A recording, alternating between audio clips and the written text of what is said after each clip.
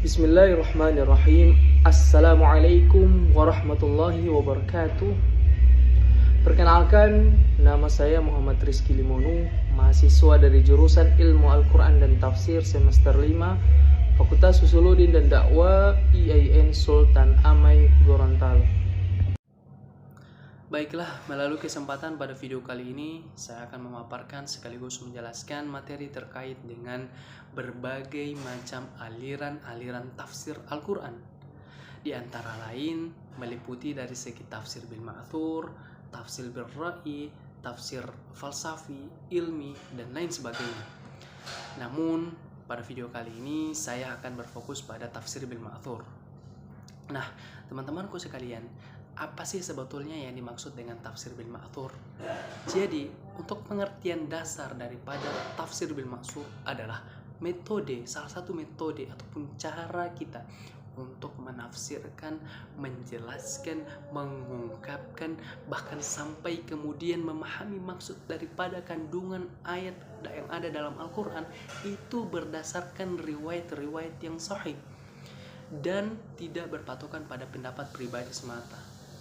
Nah, teman-teman, riwayat sahih di sini yaitu Al-Quran ditafsirkan dengan Al-Quran. Maksudnya adalah ayat yang ada dalam Al-Quran itu statusnya masih bersifat global, masih umum dia.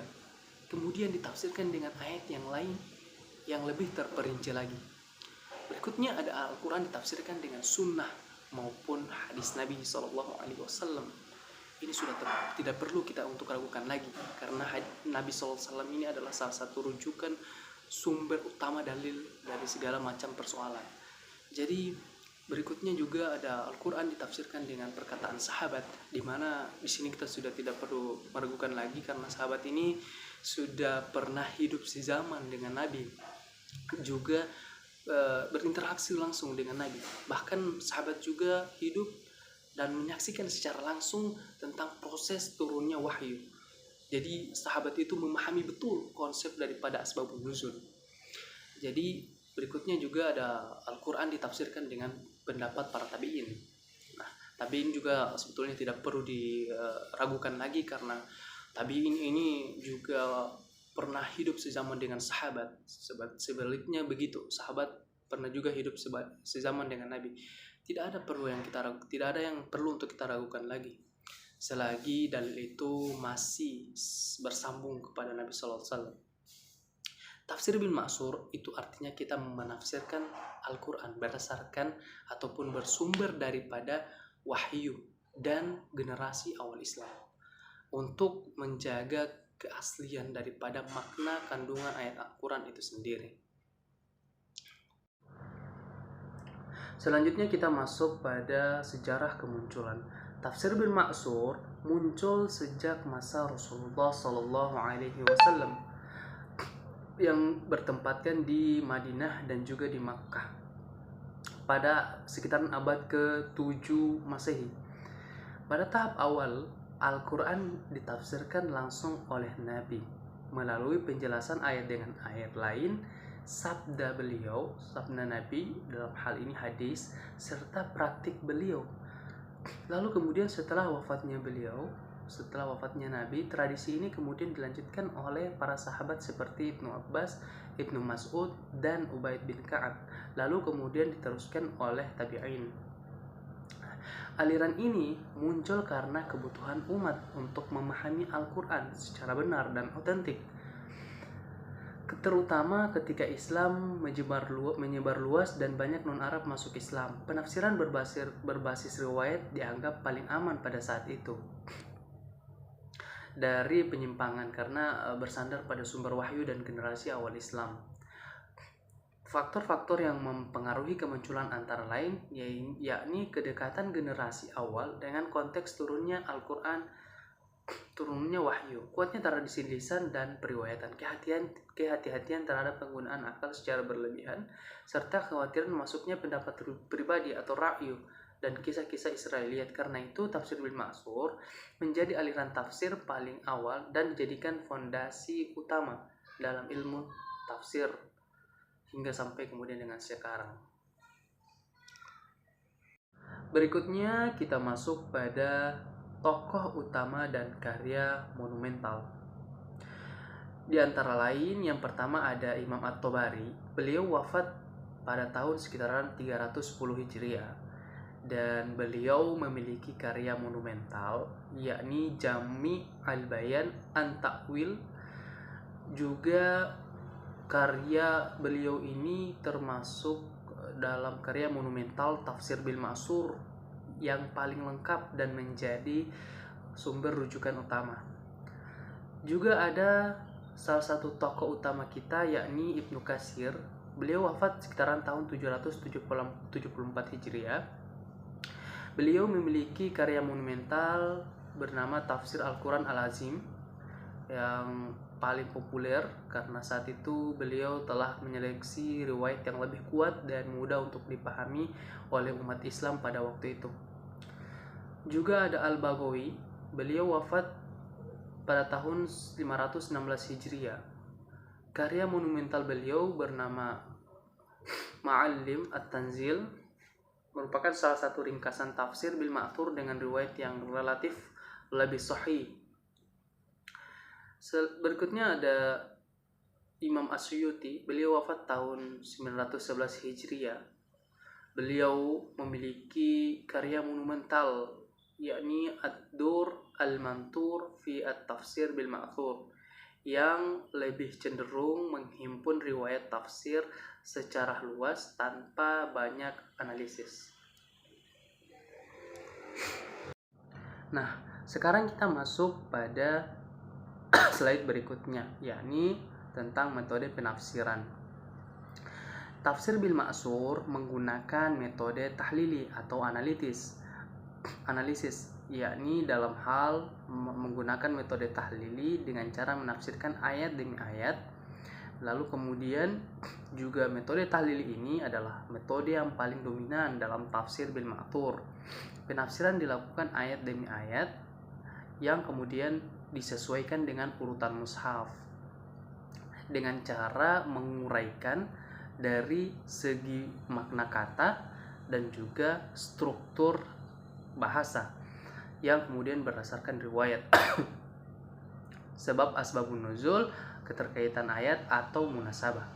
Lalu kemudian juga penjelasan ayat dengan ayat lain, hadis Nabi, athar atau riwayat, serta sahabat dan juga para tabi'in. Selanjutnya kita masuk pada slide berikutnya, yaitu membahas tentang karakteristik ataupun ciri khas daripada tafsir bil ma'sur. Tafsir bil ma'sur lebih mengedepankan perhatian besar terhadap sanad dan validitas riwayat. Tafsir bil ma'thur menilai kualitas sanad, memilah riwayat sahih, dhaif dan Israiliyat, serta tidak menerima riwayat secara membabi buta. Minim penggunaan akal spekulatif atau ra'yu. Akal digunakan secara terbatas untuk memahami teks dan mengkompromikan riwayat, bukan untuk menakwilkan ayat secara bebas atau filosofis. Penyajian umumnya mengikuti metode tahlili, penafsiran di mana dilakukan ayat demi ayat sesuai urutan mushaf dengan penjelasan berbasis riwayat, meskipun ada yang disajikan secara ijmali atau ringkas. Juga ciri utama dari tafsir bil ma'sur yaitu lebih cenderung tekstual dan konservatif. Tafsir bil ma'sur berusaha untuk menjaga makna ayat sebagaimana dipahami generasi awal Islam dan menghindari penafsiran kontekstual yang berlebihan. Banyak memuat riwayat asbabun nuzul. Penjelasan sebab turunnya ayat menjadi ciri penting karena membantu memahami konteks historis dan maksud ayat tersebut. Selanjutnya kita masuk pada kelebihan dan keterbatasan tafsir bil ma'sur. Tafsir Ibnu Ma'tsur untuk kelebihannya ialah paling otoritatif dan kuat dari sisi dalil karena bersumber langsung dari Al-Quran, Sunnah Nabi SAW, serta penafsiran sahabat dan tabi'in. Tafsir Ibnu Ma'tsur juga memiliki kelebihan dalam hal memiliki legitimasi ilmiah dan keagamaan yang tinggi. Itu artinya lebih terjaga dari penyimpangan makna. Adapun keterbatasan yang dimiliki oleh tafsir Bil Ma'tsur ialah sangat bergantung pada ketersediaan riwayat. Jika tidak ada ditemukan ayat, hadis, atau athar, dalam hal ini riwayat yang menjelaskan suatu ayat, maka tafsir Bil Ma'tsur menjadi terbatas dan sering berhenti tanpa penjelasan lebih lanjut. Juga keterbatasan tafsir Bil Ma'tsur diantara lain tidak semua riwayat memiliki kualitas yang sama dalam praktiknya. Banyak tafsir Bil Ma'tsur terutama klasik, tafsir Bil Ma'tsur klasik memuat riwayat dhaif, bahkan Israiliyat, sehingga memerlukan kemampuan kritik sanad dan matan yang kuat. Juga keterbatasan dari tafsir Bil Ma'tsur itu kurang responsif terhadap persoalan kontemporer karena fokus pada riwayat masa awal Islam. Juga tafsir Bil Ma'tsur relatif kurang menjawab masalah-masalah baru yang tidak dibahas secara eksplisit dalam riwayat. Sekarang kita masuk pada contoh penerapan dalam hal mengilustrasikan cara kerja tafsir Bil Ma'tsur dalam Al-Quran. Yakni untuk contoh pertama terdapat pada Quran Surah Al-Baqarah ayat 183 yang berbunyi, A'udzu billahi minasyaitonir rajim, Ya ayyuhalladzina amanu kutiba alaikumus siyam kama kutiba alal ladzina min qablikum la'allakum tattaqun. Artinya, wahai orang-orang yang beriman, diwajibkan atas kalian berpuasa. Nah, untuk penafsiran Bil Ma'tsur, tafsir Bil Ma'tsur, kewajiban puasa dan tata caranya ini dijelaskan langsung oleh sunnah Nabi SAW, antara lain hadis yang kemudian diriwayatkan oleh Bukhari dan Muslim. Berpuasalah karena melihat hilal dan berbukalah karena melihat hilal. Hadis ini menjelaskan waktu mulai dan berakhirnya puasa yang tidak dirinci secara detail dalam ayat, sehingga ayat ditafsirkan dengan hadis Nabi SAW. Kemudian untuk contoh kedua itu ada pada Quran Surah Al-Fatihah ayat 7. A'udzu billahi minasyaitonir rajim. Shiratal ladzina an'amta 'alaihim ghairil maghdubi alaihim waladdallin. Amin. Artinya, jalan orang-orang yang telah engkau beri nikmat. Ayat ini sekilas ditafsirkan dengan ayat lain dalam Al-Quran, yaitu Quran Surah An-Nisa ayat 69 yang menjelaskan siapa orang-orang yang diberi nikmat itu, yaitu para nabi, siddiqin, syuhada, dan orang-orang soleh. Penafsiran ini murni bersumber dari Al-Quran dengan Al-Quran tanpa spekulasi akal, sehingga termasuk tafsir Bil Ma'tsur. Demikian apa yang bisa saya sampaikan dalam video ini. Mohon maaf atas segala kekurangan. Akhirul kalam. Assalamualaikum warahmatullahi wabarakatuh.